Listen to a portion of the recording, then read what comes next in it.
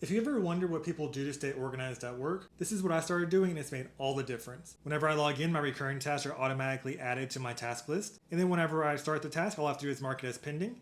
A timestamp will appear over here under task started.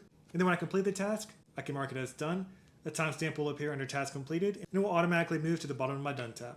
Whenever I have a task added to my workload throughout the week, I'll mark it as unplanned. So for example, watch task tracker tutorial. It will always start with not started, and then I'll select the priority. So if I want this to be top, high, medium, low, whatever, I'll go ahead and put top. And then if I have a deadline, I can put the deadline by simply double clicking on the cell. If I don't have a deadline, I can leave it open. Let's say I want to make sure I watch the task tracker tutorial by the 30th, and then I'll put the task focus, which is enablement. I can put the link to the tracker if I want to, or I could leave that blank. And then I have value add and I have notes. That way value add is how this task brings value to the company, and that's great for performance reviews or adjusting off your resume. And notes is any additional context that you might need later on to remind yourself what to do. Over here on my dashboard, I have a comprehensive list that prioritizes for me what tasks I need to complete in what order. So it's based off of the due date, and then after the due date, it's based off of what the priority is. So if you have multiple items that are due on the same day, it will sort by priority. So for example, June 29th is right here, and then it's sorting by number 1 and then number 3. Same thing with June 30th, we have number 2 and then number 4. So that helps you really prioritize that way, even if something is a little bit lower of a priority. But if it has a due date that's higher, you need to make sure you're focusing on that without having to adjust the priority. And then anything that doesn't have a due date, it's just open, will be at the bottom of the list. There's a snapshot calendar over here to the right showing exactly what is due on each date. And then you also have visualizations showing exactly what you completed over time